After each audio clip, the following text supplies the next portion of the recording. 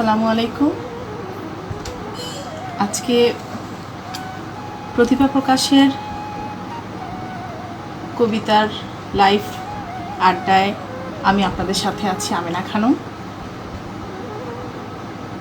শখের বশে যেমন লেখালেখি করা, তেমনি শখের বিরাট জায়গা জুড়ে রয়েছে আবৃত্তি। যদিও আমি বাচিক শিল্পী নই, তারপরেও আজকে কিছুটা সময় আমার প্রিয় কবিতা দিয়ে আপনাদের সাথে কিছুটা সময় কাটাবো। তো প্রথমেই শুরু করতে যাচ্ছি রবীন্দ্রনাথ ঠাকুরের লেখা অনন্ত প্রেম কবিতাটি আবৃত্তি দিয়ে। তোমারই যেন ভালোবাসিয়াছি শতরূপে শতবার, জনমে জনমে যুগে যুগে অনিবার, চিরকাল ধরে মুগ্ধ হৃদয় গাঁথিয়াছে গীতহার। কত রূপ ধরে পড়েছ গলায়, নিয়েছ সে উপহার, জনমে জনমে যুগে যুগে অনিবার।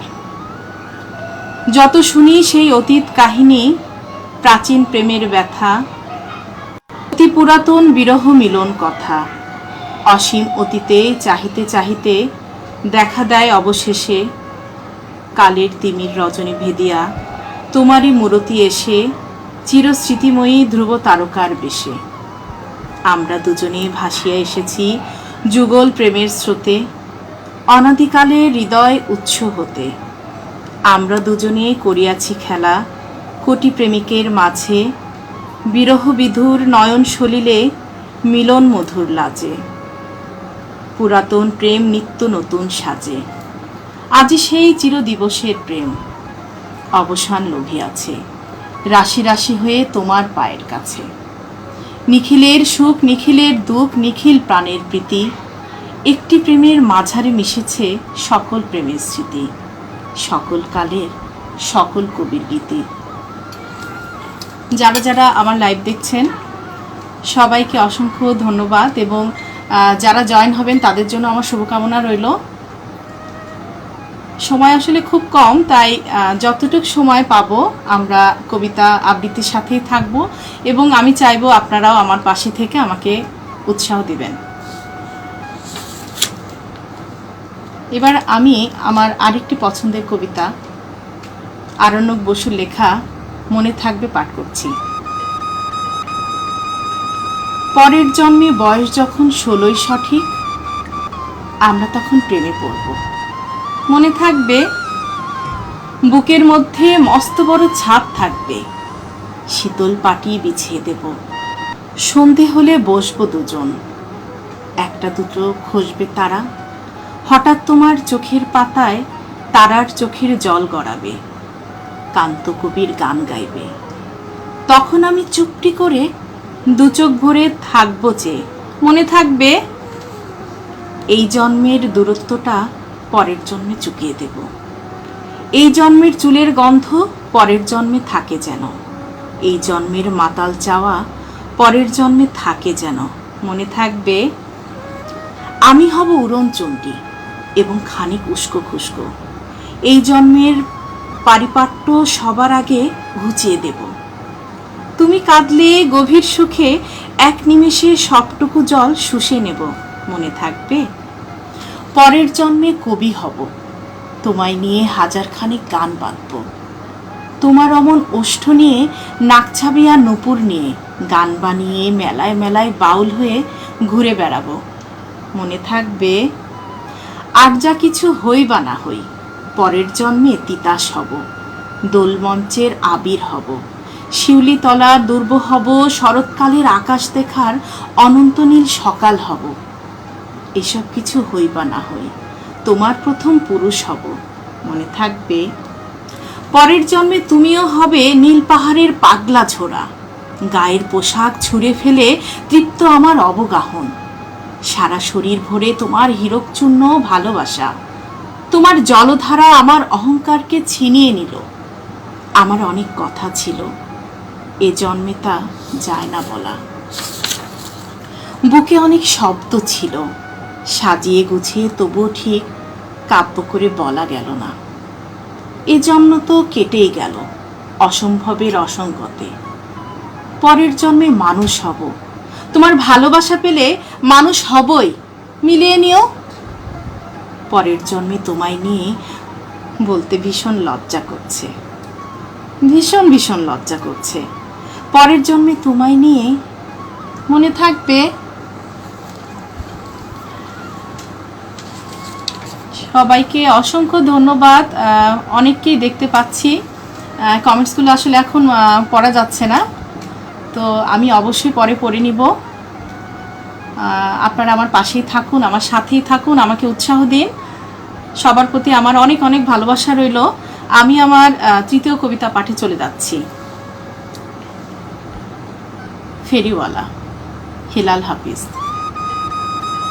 কষ্ট নেবে কষ্ট, হরেক রকম কষ্ট আছে। কষ্ট নেবে কষ্ট, লাল কষ্ট, নীল কষ্ট, কাঁচা হলুদ রঙের কষ্ট, পাথরে চাপা সবুজ ঘাসের সাদা কষ্ট, আলোর মাঝে কালোর কষ্ট, মাল্টি কালার কষ্ট আছে। কষ্ট নেবে কষ্ট, ঘরের কষ্ট, পরের কষ্ট, পাখি এবং পাতার কষ্ট, দাড়ির কষ্ট, চোখের বুকের নখের কষ্ট, একটি মানুষ খুব নীরবে নষ্ট হবার কষ্ট আছে। কষ্ট নেবে কষ্ট, প্রেমের কষ্ট, ঘৃণার কষ্ট, নদী এবং নারীর কষ্ট, অনাদর ও অবহেলার তুমুল কষ্ট, ভুল রমণী ভালোবাসার, ভুল নেতাদের জনসভার, হাইড্রোজেনে 2টি জোকার নষ্ট হবার কষ্ট আছে। কষ্ট নেবে কষ্ট, দিনের কষ্ট, রাতের কষ্ট, পথের এবং পায়ের কষ্ট, অসাধারণ করুণ চারু কষ্ট, ফেরিওয়ালার কষ্ট। কষ্ট নেবে কষ্ট, আর কে দেবে আমি ছাড়া আসন শোভন কষ্ট, কার পড়েছে জন্ম থেকে কপাল এমন, আমার মতো কজনের আর সব হয়েছে নষ্ট, আর কে দেবে আমার মতো হৃষ্টপুষ্ট কষ্ট। যদিও এখনই কমেন্টস পড়ার খুব ইচ্ছে হচ্ছে, কিন্তু আবৃত্তিকে আসলে এমনভাবে ভালোবেসে ফেলেছি যে একটু সময় নষ্ট করতে চাই না। আমার জন্য নির্ধারিত সময় খুবই কম, তো আমি চাইবো যে এভাবে আপনারা সব সময় উৎসাহ দিয়ে, আমরা যারা বাচিক শিল্পী নই কিন্তু আবৃত্তি ভালোবাসি, তাদেরকে উৎসাহিত করবেন লেখনীতে এবং কবিতা পাঠে। ধন্যবাদ। এবার আমি আমার পছন্দের আরেকটি কবিতা সুনীল গঙ্গোপাধ্যায়ের লেখা কেউ কথা রাখেনি আবৃত্তি করছি। কেউ কথা রাখেনি, সুনীল গঙ্গোপাধ্যায়। কেউ কথা রাখেনি, 33 বছর কাটলো, কেউ কথা রাখেনি। ছেলেবেলার এক বষ্টমী তার আগমনী গান হঠাৎ থামিয়ে বলেছিল, শুক্লা দ্বাদশের দিন বাকি অন্তরাটুকু শুনিয়ে যাবে।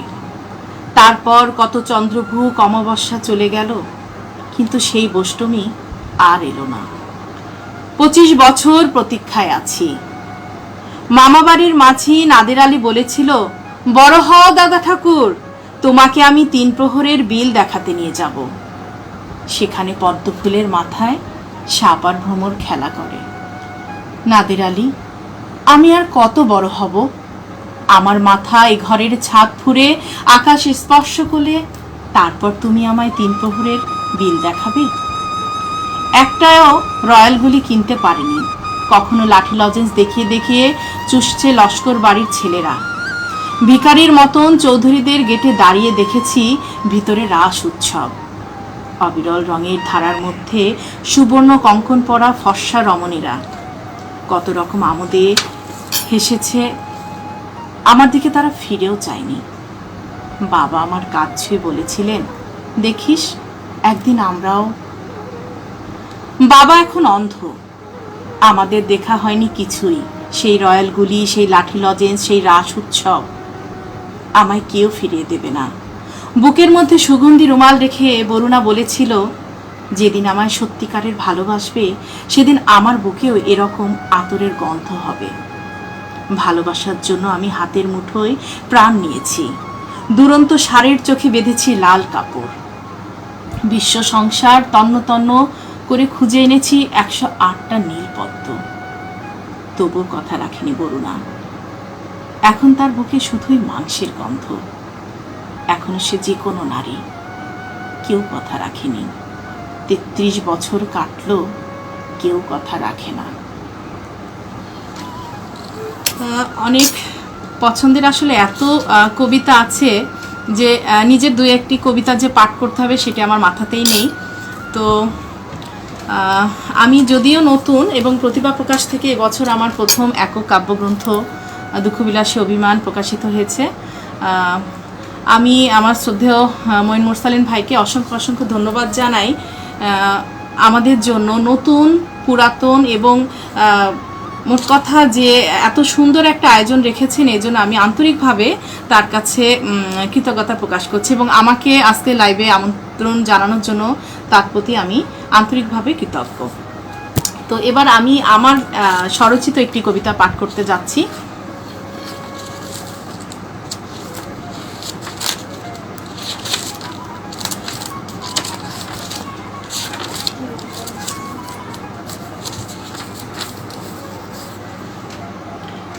সব হারিয়ে তোমায় পেয়েছি, কলমে আমি আমেনা খানম। সব হারিয়ে তোমায় পেয়েছি, তুমি আমার একমাত্র অর্জন, লাল সবুজের পতাকা। ৭১-এর মুক্তিযুদ্ধ একটি ১৬ই ডিসেম্বর উপহার দিবে বলে কেড়ে নিল ৩০ লক্ষ মানুষের প্রাণ। কত মা বোনের সম্ভ্রম, কত শিশুর কলতান, কত মানুষের সুখের সংসার, কত মানুষকে উপহার দিয়েছে আজন্ম হাহাকার। প্রিয় নদীটিকে লাল রঙের স্রোতস্বিনী হতে হয়েছে, আরও লাশের পর লাশ পদ্মা, মেঘনায়, যমুনায় ভেসেছে। এত কিছু দেখেও রাজাকার আলবদরেরা ঠিকই কিন্তু হেসেছে। যখন তখন বেয়নেট উঁচিয়ে এগিয়ে এসেছে পাকিস্তানি হানাদারেরা, ছাড়খাড় করে দিয়েছে চারপাশ। কৃষক, দিনমজুর হারিয়েছে চিরতরে তাদের আবাস। ছোট্ট ছোট্ট প্রাণীতেও ছিল দেশের প্রতি ভালোবাসা ও টান প্রচুর। তারাও হাতেতে তুলে নিয়েছিল হাতিয়ার, দেশ থেকে শত্রুদের করবে চিরতরে দূর। হারিয়েছি প্রিয় বাবা মা, হারিয়েছি আত্মীয় স্বজন, হারিয়েছি তোমায় প্রিয় কবিতা। তোমাদের হারিয়ে ওই দিনগুলি কাটিয়েছি শত দুঃখ কষ্টেতে। বিষাদময় সেই দিনগুলি আজও স্মৃতিতে রয়েছে গাথা। আজও স্মৃতির গহ্বরে আমার সেসব দিনগুলি হয়ে আছে তরতাজা। আমার মতো রুবা দিদিরও হারিয়েছে মুখের ভাষা। কি করে বলবে কথা, হৃদয়তে যে তার কষ্টে কষ্টে ঠাসা। রুবা দিদির চোখের সামনে প্রাণ হারিয়েছে তার প্রাণপ্রিয় স্বামী। এ কেমন তর বিচার তোমার হে দয়াময় অন্তর্যামী। মায়ের বুকেতেও নিশ্চিন্তে মেলেনি একটুখানি আশ্রয়। দুগ্ধপোষ্য শিশু দেখলে দেয়ালেতে তার আশ্রয়। তারা কি জন্মলগ্নেই পাষাণ? যখন তখন কেড়ে নেয় আবাল বৃদ্ধ বনিতার প্রাণ। ইচ্ছে মতো খেলে তারা নারী দেহ নিয়ে। এই কবিরা গুণা মোচন করবে তারা কি দিয়ে? হোক তারা মা বয়সী কিংবা বোন বয়সী, তাতে কি যায় আসে? নারী দেহ নিয়ে অবাধ খেলা তারা যে ভালোবাসে। দীর্ঘ ৯ মাসের লেলিহান শিখার আজ বুঝি হয়েছে অবসান। ১৬ই ডিসেম্বর এনে দিয়েছে বিশ্বের দরবারে বাঙালির সম্মান। আজ মিনার থেকে ভেসে আসে কানে মুয়াজ্জিনের কণ্ঠে ফজরের আজান। এ যেন শত কষ্টের পরে অনাবিল প্রশান্তির আহ্বান। এ যেন সেই প্রত্যাশিত অমানিসার ঘোর আধার শেষে বীর বাঙালির বিজয়ের গান।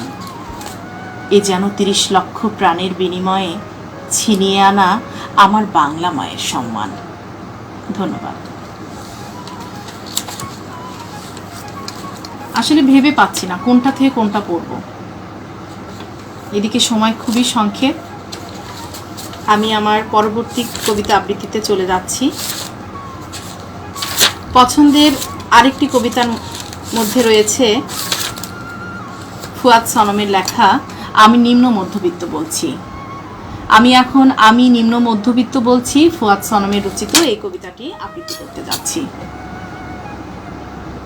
আমার বেশ মনে আছে, বাবা খুব ভোরে বেরোতেন আর ফিরতেন সবার ঘুমাবার পর। না, প্রতিদিনই নয়, এই ধরুন মাসের ১০ থেকে ২১-২২ তারিখ অবধি। বাড়িওয়ালার সামনে পড়াটা এরাতেই এই ভোর 5টা-12টা অফিস। বাবা বেশ রাগী ছিলেন। আমরা বাবাকে ভয়ে কিছু প্রশ্ন করতে পারতাম না, পারলে নিশ্চয়ই জিজ্ঞেস করতাম, বাবা তুমি রোজ অফিসের ছুটির পরে সংসদ ভবনের পাম্পড়িগুলোর নিচে অন্ধকারে স্যাঁতস্যাঁতে রাস্তায় বসে মাথা হেঁট করে কি ভাবো? কে তোমায় সকালে নাস্তা বানিয়ে দেয় বাবা? কোনো দিন লাঞ্চ কি করো কখনো? বাড়ি ভাড়া দেবার তারিখ উত্তীর্ণ হলেই আমরা দুভাই গিয়ে দাঁড়াতাম বাড়িওয়ালার সামনে, করুণ মুখ করে। উনি গলে যেতেন। এই হঠাৎ করুণ মুখ করার ব্যাপারটা আমরা বেশ ভালোই রপ্ত করে ফেলেছিলাম সেই বয়সেই। মোটর বাইক পাশ কেটে বের হলেই আমি হাঁ করে চেয়ে থাকতাম। একদিন বাবা বলেছিলেন, শুনো আব্বা, নিম্ন মধ্যবিত্তদের স্বপ্ন দেখবারও একটা লিমিট থাকে রে বোকা। জবাবে বাবাকে সেদিন চমকে দিয়ে বলেছিলাম, বাবা জীবনের মৌলিক চাহিদাগুলি অপূরণের আক্ষেপ থেকে জন্ম নেওয়া সুপ্ত বাসনাগুলি যদি হঠাৎই ঘুম ভেঙে লাফ দিয়ে জেগে ওঠে, হাত ধরাধরি করে হাঁটতে চায়, সেও কি নিম্ন মধ্যবিত্ত হিসেবে অন্যায়ের সামিল হবে, নাকি সে বিত্তশালী হয়ে উঠবার ধৃষ্টতা? বলেই ভাবলাম কি যে সব ভুলভাল বকে ফেললাম বাবার সামনে। বেশি বলে ফেললাম না তো? আমি নিম্ন মধ্যবিত্ত পরিবারের ছেলে। শিক্ষা, সততা আর আদর্শই যাদের একমাত্র সম্বল, তাদের অন্তর বাবার মুখের উপর এমন পাকবিতা মানায় না। গলির মুখে 3 রাস্তার মোড়ে কার্তিক বাবুর মুদির দোকান। তোমাকে ভয়ে কোনোদিন বলিনি বাবা। ভীষণ হাস্যোজ্জ্বল লোকটির মুখ আষাঢ়ের আকাশের মতো গোমরা হয়ে যেত আমাদের বাকি স্লিপ ধরা হাতগুলো দেখলে। একটা লজেন্সও কোনোদিনও চাইতে পারিনি বাকির খাতার কারণে। বাকিতে মৌলিক চাহিদা মেটাতে মেটাতে শৈশব কোথায় ছুটে পালিয়েছিল তা টের পেতে পেতে তখন আমিও এক বাবা। চালের ময়দার ঠোঙাগুলোকে কেটে কেটে সেলাই করে খাতা বানাতাম। বছর শেষে আবার তাদের বিক্রি করে নতুন ক্লাসের সেকেন্ড হ্যান্ড বই কেনা। নতুন বই কেনার কথা তো কালেও ভাবতে পারিনি। আমিষবিহীন পেঁপে ভাজি, আলুর ঝোল, বেগুন ভর্তা খেয়ে খেয়ে কত দিন রাত পার করেছি। অন্য কিছু সামর্থ্য ছিল না বলে ঈদের পর্বে কদাচিৎ জুটেছে দুপে ফার্মের মুরগি। আমাদের পিঠাপিঠি 2 ভাইয়ের জন্য একটি শখের জিন্স প্যান্ট কিনতে পেরেছিলাম 370 টাকা খরচ করে, তাও 1 মাসের একটি টিউশনির বেতন দিয়ে। মা সেটা আলমারিতে তুলে তুলে রাখতেন। যদি কোথাও দাওয়াত পড়তো আমরা ভাগ করে নিতাম কে গায়ে হলুদে যাবে সেটা পরে, আর কে বরযাত্রী কে হবে। এমন কোনো অনুষ্ঠান ছিল না যে আমরা 2 ভাই একসাথে অ্যাটেন্ড করেছি। উপহার কেনার সামর্থ্য কোনোদিনই আমাদের ছিল না, তাই আমরা শুধু বরযাত্রী বা গায়ে হলুদেই যেতাম। আমি একজন নিম্ন মধ্যবিত্ত পরিবারের সন্তান, যাদের কোনো চাহিদা থাকতে নেই। আমাদের মা তবু খুব সুখী ছিলেন, কারণ ক্ষুধা লাগলে আমরা ভাতের মার লবণ ছিটিয়ে খেতে পারতাম। তখনও মাছের কাঁটা বেছে খেতে শিখিনি। মাও সে কথা জানতেন, দুষতেন দারিদ্রতাকে। আমি দিব্যি পটলের তরকারি দিয়ে আয়েশ করে খেয়ে ওঠার ভান করাটা শিখে নিয়েছিলাম। স্কুলে টিফিনের জন্য জেদ করেছি কিনা ঢের সন্দেহ আছে। স্কুলের মাইনে দেবার 7 তারিখ পার হলেই ঝন্টু স্যার দাঁড় করিয়ে রাখতেন 1 পিরিয়ড প্রতিদিন। জানলে বাবা যদি কষ্ট পায়, তাই বলা হয়নি সে কথা কোনোদিনই। প্রায় হাঁটু ছিলে দগদগে ক্ষত নিয়ে ফিরতাম ফুটবল খেলে। গভীর রাতে আমরা ঘুমিয়ে পড়লে বাবা এসে কেরোসিন লাগিয়ে দিতেন অ্যান্টিসেপটিক হিসেবে। ঝরঝর করে পানি পড়তো তখন তার চোখ বেয়ে। কেন বাবা, কেন ফেলতে? আমার হাঁটুর ক্ষত, এই যে রক্তাক্ত চামড়া ছেঁড়া, কেন যে তার চোখের পুকুরটাকে আন্দোলিত করে যেত সে সময় বুঝতে পারিনি। অন্যদের দেয়া সেকেন্ড হ্যান্ড জামাতেই নিজেদের মানিয়ে নিতে শিখেছিলাম।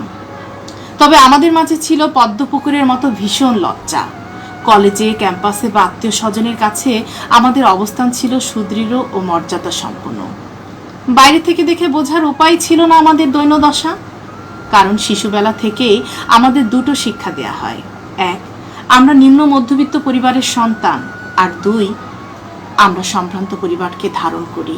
আমাদের বুক, পেট, তলপেট, উদর, বৃহদান্ত, ক্ষুদ্রান্ত সব ক্ষুধার তাড়নায় ফেটে ছিন্ন ভিন্ন হয়ে গেলেও আমাদের মুখে সবসময় চাঁদের হাসি লেপ্টে থাকবে। আমাদের মুখে সবসময় চাঁদের হাসি লেপ্টে থাকতো।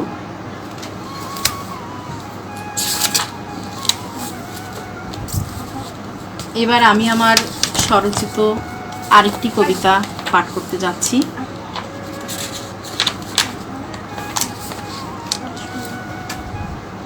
আমার এই কবিতাটির নাম প্রিয় তোমাকেই বলছি, কলমে আমি আমিনা খানম। জানো প্রিয়, যখন আমার কিচ্ছু ভাবতে ভালো লাগে না, তখনও তোমাকেই ভাবতে ভালো লাগে।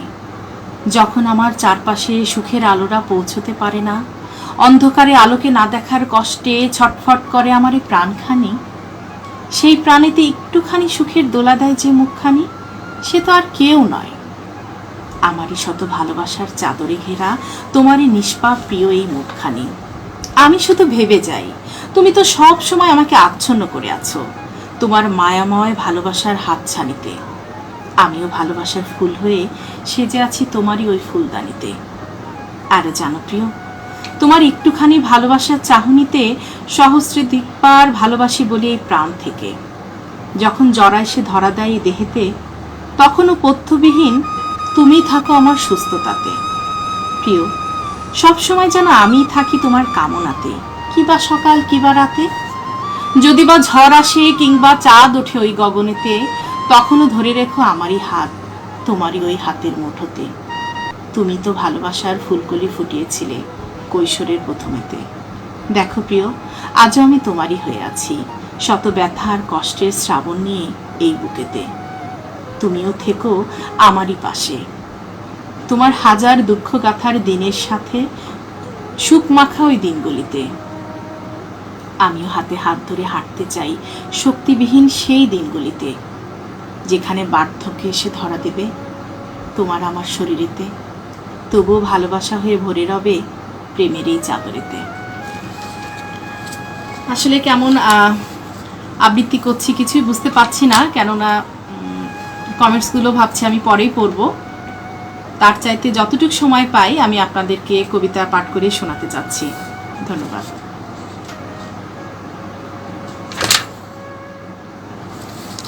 এবার আমি একটু আমার লেখা মালেক দাদার ভীমরতি, একটু ব্যতিক্রমধর্মী একটি কবিতা, সেটি একটু আপনাদের সাথে একটু শেয়ার করতে চাচ্ছি। মালেক দাদার ভীমরতি, কলমে আমি আমিনা খানম। শুনছি মালেক দাদার বয়স হইছে, জিগাইলে কয় তোমারে আবার এসব কথা কেডাই কইছে। তা দাদা তোমার এখন বয়স কত হইছে? 70-75-এর ধাক্কা লইছে। শুনছি দাদা তোমার ঘরে রাঙা বউ আইছে। কপাল তাগো আমার মতো খানদানি জামাই পাইছে। আল্লাহ জানে তোমারে দেখা হে কি লজ্জাই পাইছে। কি যে কও বুবু, জীবনে এত খাওন হে চোখে দেখছে? কও তো দাদা বাঁচবার কতকাল? যতই দেও আমারে মনে মনে গালাগাল, তুমি মরার পরে কে হইবে মাইয়াডার ঘরে থাকার সালা? অযথাই দাদা বাড়াইলা তার জীবনের জ্বালা।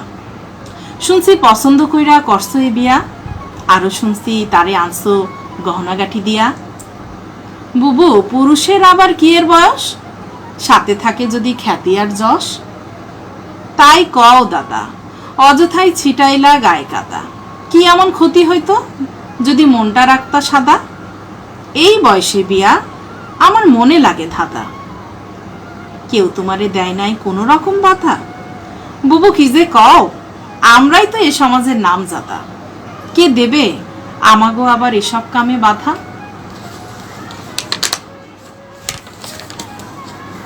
এবার আমি আমার এবছরে একক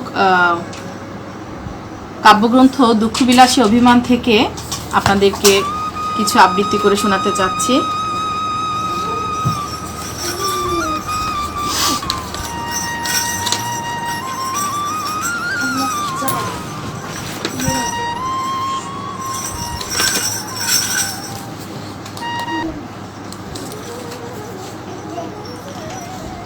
নারী কবিতাটি আমি আবৃত্তি করতে চাচ্ছি।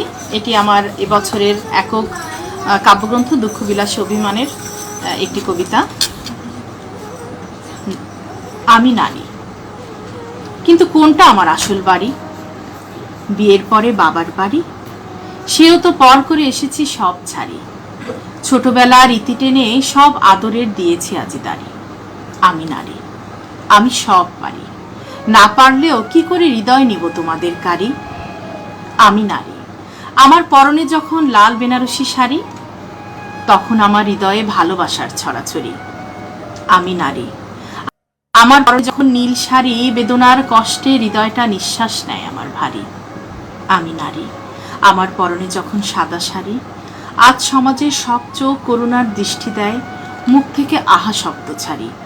আমি নারী, আমি রঙিন প্রজাপতি, আমি আলোকময় সেই দুটি, আমি সতী, আমি সকল অমঙ্গলের বিনাশের দ্বিপ্রতিশ্রুতি।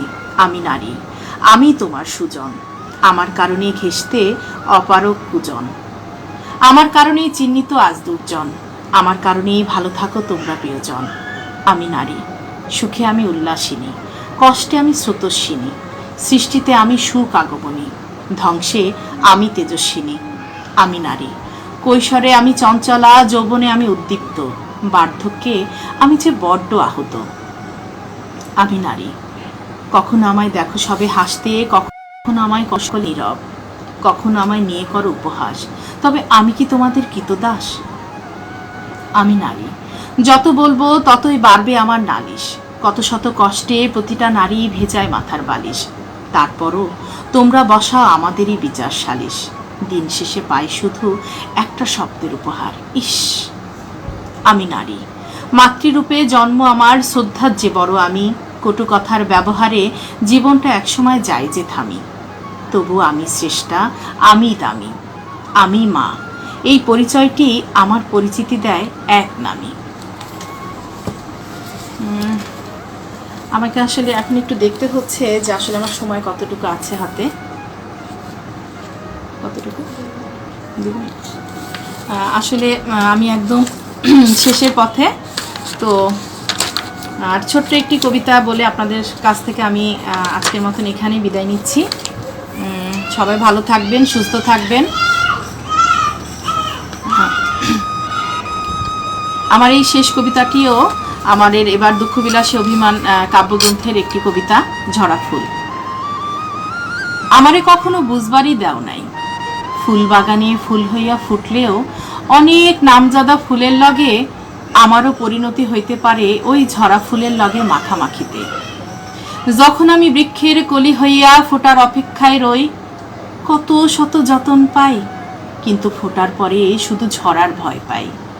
আর যখন আমি ঝইরা যাই, কেউ আর আমারে মনে রাখে না, পাপড়িগুলারে কুড়াইয়া গালে ছোঁয়ায় না, কেউই কয় না কি সুন্দর ফুল, সবাই কয় আমারে ঝরা ফুল। আমার পাপড়িগুলারে মাটিতে পাড়াইয়া মিশাইয়া দেওয়ানের লোকের অভাব নাই। আস্তে আস্তে কখন যেন আমার ফুল হইয়া ফোটনের গল্প থাইমা যায়, কষ্টগুলান চুপ কইরা রয়। আবার নতুন ফুল হইয়া ফোটনের স্বপ্ন দেখে আমার ওই ফুল বৃক্ষ। সব কিছুই বুঝি একই নিয়মের, আসলেই যাইতে হইবে, জন্মাইলেই মরণ হইবে, শিশু হইয়া জন্ম নিব, তারেও বার্ধক্যে ছুঁইব, সকলে আজ খুঁজব, একদিন এই খোঁজেরও ইতি হইব। সব কিছুতেই কেন হাহাকার থাকে, সুখ দিয়া শুরু হইলেও তাও কেন দুঃখ দিয়া শেষ হয়? জানি জিগাইলে কইবা, এসব কথার কি কোনো উত্তর হয়? এসব তো চিরন্তন নিয়মেই রয়, জন্মাইলে মরণের অপেক্ষায় রয়, এ মানব জীবন যে অমর নয়। সকলকে অসংখ্য অসংখ্য ধন্যবাদ এত সময় আমার সাথে থাকার এবং আমাকে উৎসাহ দেওয়ার জন্য। ভুল ত্রুটি ক্ষমা সুন্দর দৃষ্টিতে দেখবেন। সবাই ভালো থাকবেন, সুস্থ থাকবেন, এই কামনা করে আমি আজকে আমার লাইভ এখানেই শেষ করছি। আল্লাহ হাফেজ।